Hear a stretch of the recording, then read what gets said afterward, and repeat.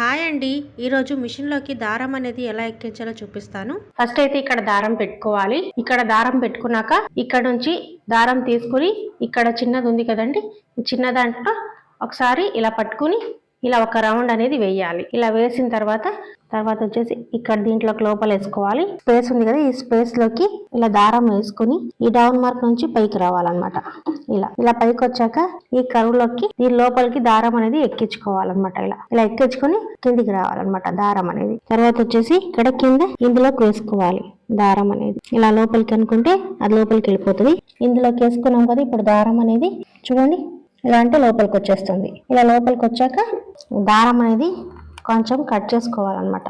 Cut చేసుకున్నాక ఈ దారం అనేది ఈ సూచిలోకి ఎక్కించుకోవాలి. ఇలా ఎక్కించుకొని బయటికి తీయాలి.